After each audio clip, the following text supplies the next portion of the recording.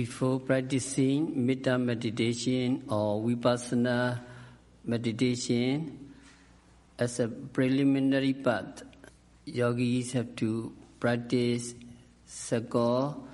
Yogis should be able, uju and suju. Yogis should be upright and very upright.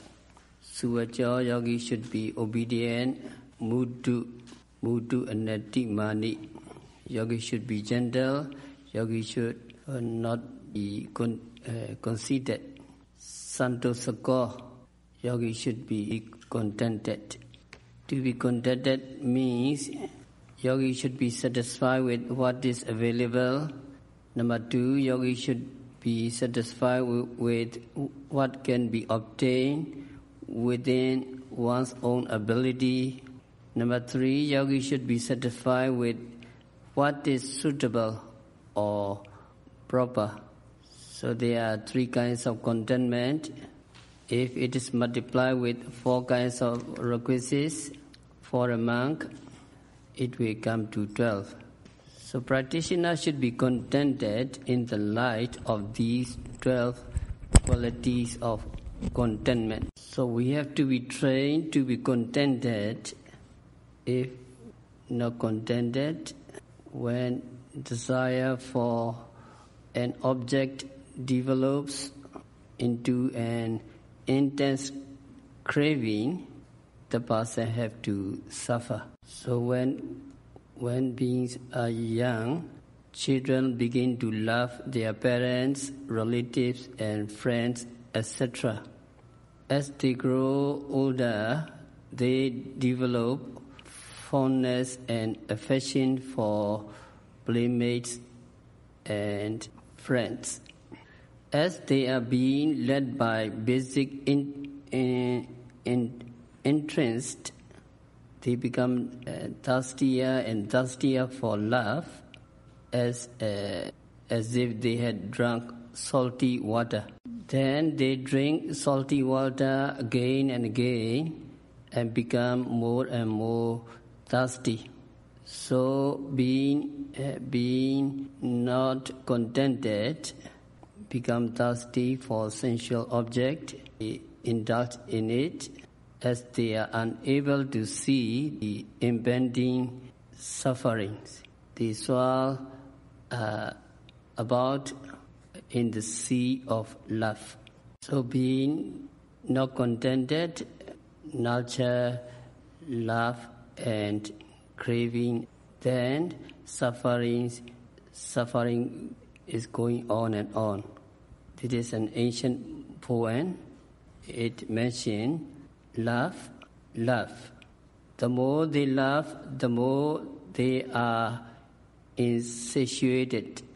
Just as they cannot quench their thirst by drinking salty water, love or tanha turns a blind eye to one's defect. Expecting happiness through love, one nurtures love. This is a way of love. This is the nature of love. So this is a cycle of suffering. Being not contented in the present, desire arises, love arises, and suffering is going on and on. So this is the ancient poem. Follow me. Love. The more they love, the more they are insatiated. The more they love, the more they are insatiated. Just as they cannot quench their thirst,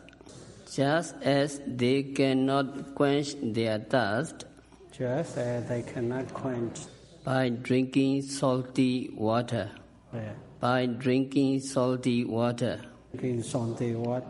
Love, tanha, turns a blind eye. To one's defect.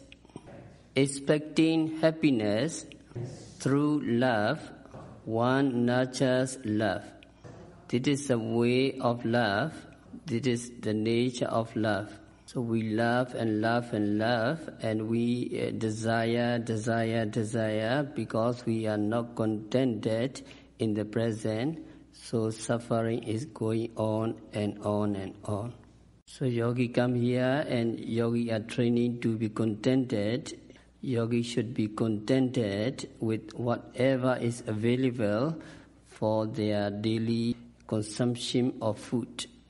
So at home you can eat whatever you want, you can eat, and without mindfulness you can eat. Here we are trained to be contented for our consumption of food. Yogi are training to be contented. They don't take dinner, etc. And after afternoon they didn't take any meal, and also during breakfast and lunch they are very contented for their consumption to practice meditation well. And as regards robe, Buddha instructed monk to be content with pansukula robes. That means robes made of rags taken from rubbish. So Buddha allowed the monk to take rags from the garbage, and he can wash all these rags, and he can make robes. So permission has been granted to wear the robes donated by the benefactors out of generosity. If you offer the robes, monks can wear. If nobody offer, you can go to the garbage and you can make your robe. So a monk should remain in contentment with any kinds of robes which he may receive in accordance with the rules of discipline. If he seeks for any other kinds of robes contrary to the monk's discipline, he is considered to have committed an offense. Also, yogis are training to be contented regarding clothes. Here you wear very simple clothes, and just for practice, just for cover, just for to protect the climatic condition. In respect for lodging and bed, Buddha has instructed the monk to stay at the foot or under the shade of the tree, or reside in a monastery or a building offered by the donor. So to remain in contentment is essential. If devotee offer the monastery, the monk can stay. If nobody offer, you can go under the tree and you can practice. Also here, yogi are training to be contented. At home, your living room and dining room and are very big. Here, you have a very limited space. We have to be trained to be contented regarding lodging. So concerning medicine, Buddha had laid down instruction for bhikkhus to take urine of cattle as medicine. In Pali, it is called putimodda, urine of cattle. And in regard to medicine, a sick monk can ask for it from any person. However, it will be an offense for a bhikkhu if he asks for money from others. He asks for money, he buys medicine and makes use of it, so this is an offense. So contentment is also necessary relating to the medicine that is available. If yogi remains in contentment with what is available, it is known as yatha labha santosa. Pali. Then if a monk is sick or weak, his property unsuitable, a monk can make use of suitable food, robes, monastery, bed, and medicine, which so he can exchange. So this is to be contented with what is available to him in his own capacity or within his own ability. And then consuming food or wearing robes, etc., which are superior quality and which have been received in exchange for his properties that are considered too good and improper for him to make use of them. It is also called contentment. In Pali, it is called yatha sarupa santosa. That means to be contented, to be satisfied with property appropriate for the purpose or suitable for the purpose. Sometimes your lodging is very big and it is too good for you, so you can exchange the properties of the lodging appropriate for the purpose.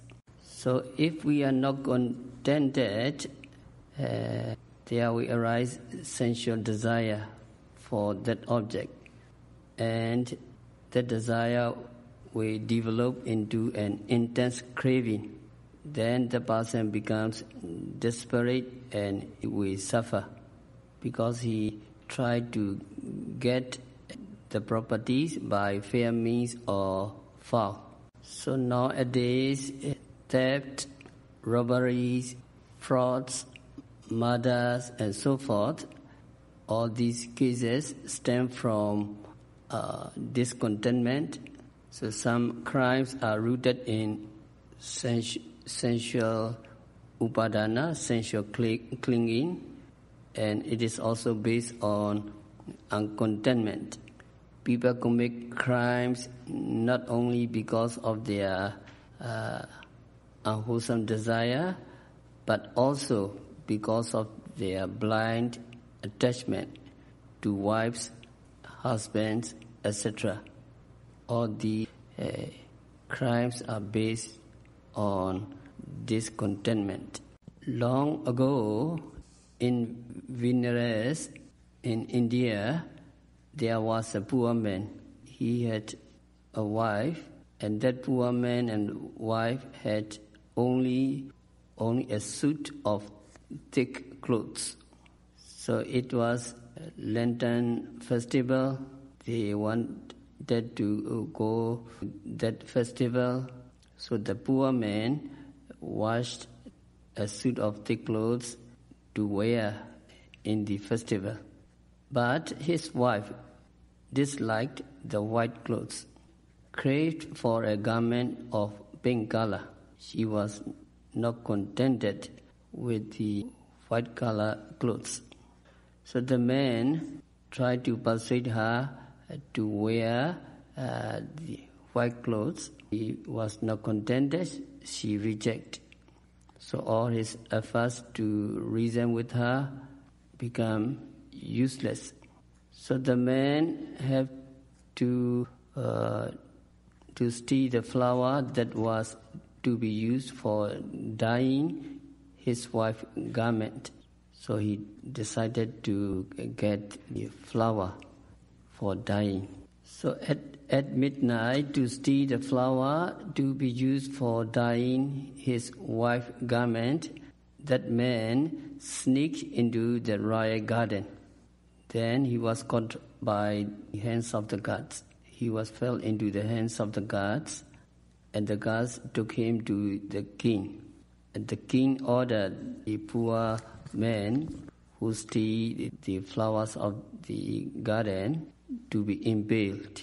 So the man was impaled outside of the city. He suffered terribly. He also suffered terribly with the crows spiking and poking and pecking at his eyes. So when the crows pecking his eyes murmured, Nayitan Dukkha Adon Dukkha, Yaman Tudati Vayaso Sa Yan Sama Poparatina Katika Nanu Positi. Crows are pecking at my eyes. That piercing pain is not suffering. My beloved wife had no chance to enjoy at the Lenten festival with me. That unfulfilled desire is more suffering. So he murmured in this way. He murmured that his physical pain was nothing when compared to the mental suffering that overwhelmed him when he thought of the non-fulfillment of his wife's desire and his inability to enjoy the Lenten festival together with her. So he cried and cried over his bad luck. Finally he died and he landed in hell. So in this story it is very clear that because not contented regarding the clothes, the person have to be suffered. So we have to be satisfied, we have to be contented with what we have. Those who always expect pleasurable things and are not satisfied with just enough, be miserable, they have to face suffering. So there are some research that mention that those who live to over 100 years old in age are mostly those who can be content with what they have got. However, we should not mix together the worldly matter and Dharma matters. In worldly matters, we should feel as if we would never die, and we have to fulfill our duties towards for the monks towards our duty. For the layman, you have to your duties towards your household, your relatives, and your country. So in worldly matters, you have duty of your family, you have duty to your relatives, you have duty to your country, you have duty to your center, etc. For the monks also, we have duty for our monks and for our temple. So in worldly, you have to earn property to fulfill your duty, and if you not fulfill your duty, and if you not earn properties, or it is just enough, we should be contented. It is not like this. If you are contented in worldly matters, it is a big loss, and it is not real santosako, real not contented. So in worldly matter, in education, this middle stage is enough, this stage is enough for me, it is just enough. You should not be contented. You have to learn more and more higher education. You need to learn more. You should not be contented. So in worldly matters, you should feel as if you would never die. You have to learn more and more. You have to earn more and more, and you have to fulfill your duty. But in the Dhamma matters, the meditating yogi should remember that will happen very soon. That is imminent. Even at each moment of noting, rising and falling, we can die anytime. Now breathe in, breathe out. You breathe in and not coming the breathe out, you will die. So that is very, very near. So before that moment, we need to understand the reality. It is very urgent moment, very serious moment. We have to remember that is imminent. So it is sitting, before getting up, before standing, we will die. It is standing, before walking, we will die anytime. It is going to the second week, before coming that week, we will die. So that kinds of recollection of the death have to remember again and we have to practice. Venerable Potila was a very learned monk. He was teaching 500 monks. He should not be contented. He have to practice because he have vipassana knowledge. He has not vipassana knowledge yet, so he have to practice. He should not be contented. So we have to ask ourselves many questions. Can you distinguish the mind and matter?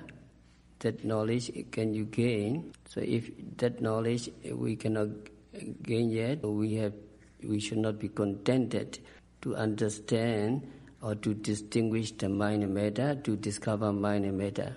We have to ask ourselves the question, really experience the arising and disappearing of the phenomena. So that knowledge we gain or not, we have to ask the question. If we not gain that knowledge, that means the knowledge of rise and fall, we should not be contented. We should not be contented. We have to put effort more and more. We have to ask the question: have you gained the Megaphala, the path that leading to cessation of suffering? If we not attain the Megaphala, we should not be contented. We have to put effort to gain that path and fruition. So we should be clear that in the Vipassana we should be contented with the presently arising object, and there are three objects or three feelings, pleasant feeling or pleasant object. Regarding pleasant object, there may arise craving or desire for pleasurable object. Regarding unpleasant object, when we face to that object, we will long for pleasure, and a person in pleasure longs for better. So yogi should be contented with unpleasant object and note again and again until it disappears. A neutral object or neutral feeling, since it is peaceful, it is included in pleasure. So a person who is experiencing neutral feeling also longs for more and better. So all three kinds of objects are conditioned for craving. So we have to really be aware of the presently arising object, whether it is good or bad or neutral, contented, and be aware and note continuously until it disappears. So three objects, three feelings, dependent on all three kinds of objects or three kinds of feeling, there arises craving or desire. It is said that although feeling is a condition for craving, craving cannot arise from the feeling of a perfect saint. That is, Arahant, perfect saint, is free of inherent tendency. So it is true that feeling is a condition for craving, but craving cannot arise to those who have eradicated the inherent tendency of mental defilements. So this is a very good statement for us because it points out a way to break this way of life. Yogi should be contented with the presently arising object, whether pleasant or unpleasant or neutral. So if you be contented with the presently arising object and stay in the present and note continuously the present object, you do not have inherent tendency, and then craving will not arise. That means yogi become an arahant, the craving, tanha, will not arise. In use Santosako to be contented next time, Supero, etc. We will stop our discourse for today by practicing Satipatthana Vipassana meditation, by observing every phenomena occurring at the six senses continuously and meticulously, by trying to be contented with the presently arising object, whether pleasant or unpleasant or neutral. May you all practitioners realize the real peace in the